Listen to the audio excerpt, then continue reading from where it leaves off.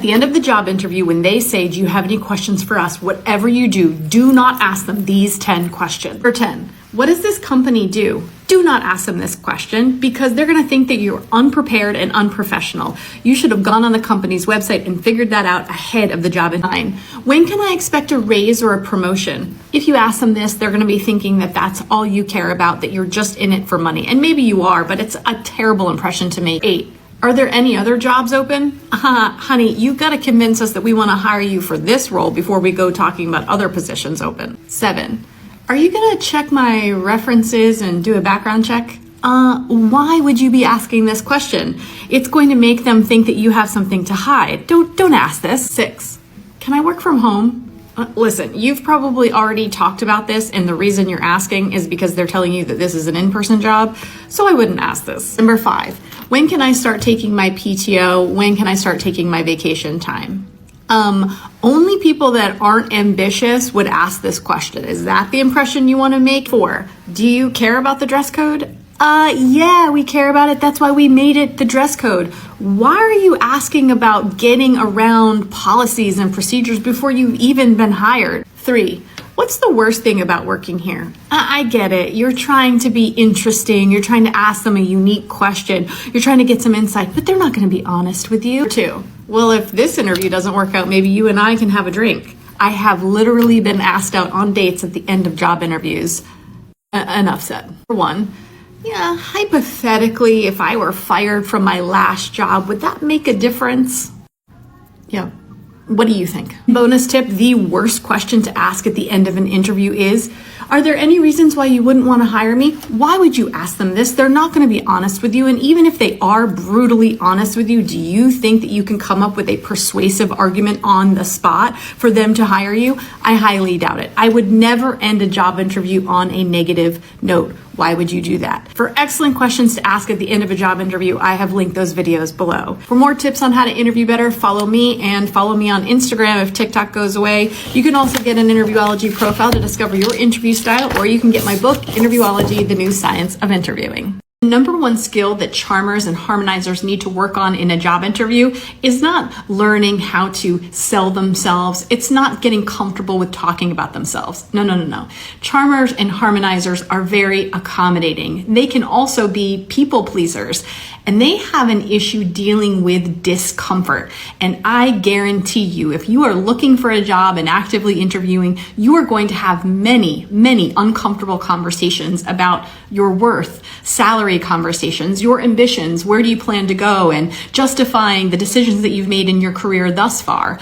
Those can be incredibly uncomfortable for charmers and harmonizers. If your goal in an interview is to be liked and to adapt and to go along with the flow and never rock the boat, you need to work on being very comfortable in discomfort. You need to learn on putting a stake in the ground and take some cues from examiners and challengers in the interview process. Challengers go into an interview wanting to be respected and heard. Examiners look at an interview like a test that they're either going to pass or fail, whereas charmers want to be liked and harmonizers just want to adapt. For more tips on how to interview better, get an Interviewology profile to discover your interview style. Are you a charmer, challenger, examiner, or harmonizer? And good luck in your upcoming interviews. In a job interview, you either want to be liked, you want to be respected, you want to get it right, or you want to adapt. You are either a charmer, challenger, examiner, or harmonizer. These are called interview styles. My name's Anna Papalia, and I wrote the book Interviewology, The New Science of Interviewing after discovering interview style. Previously, I was a director of talent acquisition in the corporate world, and then I started teaching at the Fox School of Business at Temple University, and I discovered that we don't all interview the same way. I wrote a scientifically valid personality assessment to help people better understand their approach in interviews, because an interview is not about telling someone what they want to hear. An interview is not about memorizing the perfect script, because we know that all interviews are different. They are highly subjective and they are certainly not standardized. So the only thing that you can control in the interview process is the impression that you make and your performance. And the only way to improve and really understand who you are is by figuring out what impression you really make. You know that in a job interview, you interview as either a charmer, challenger, examiner, or harmonizer. Let's get into it. My name's Anna Papalia, and I wrote the book Interviewology, the New Science of Interviewing after discovering interview styles. Charmers go into interviews wanting to be liked. Challengers go into interviews wanting to be respected and heard. Examiners want to get it right, like it's a test that will be pass or fail. And harmonizers just want to adapt. They don't want to rock the boat. In my previous role as a director of talent acquisition, I saw lots of unprepared candidates. And then I started teaching interview skills at the Fox School of Business, and I discovered that we don't all interview the same way. And it's not a script that you need to memorize in order to do well in an interview. No. In fact, the clients and the students that were doing great in interviews, they had this one thing in common. An interview in the most basic sense is a set of questions about you. And what they all had in common is they knew themselves.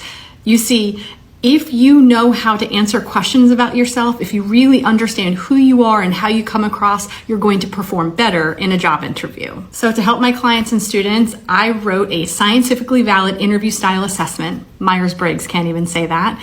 And it produces a 40-page customized workbook that outlines everything that you're doing right and wrong in job interviews. Your approach and style, levels of introversion and extroversion, pre-interview scenarios for charmers, challengers, examiners, and harmonizers with coaching tips and workbook section. There's even a thank you email template and 10 questions to ask when you get an offer to get more money. You can get an Interviewology profile right now for $34 if you use the code MILLION on TikTok. Go ahead, it's all customized to you and it's all backed in science and research.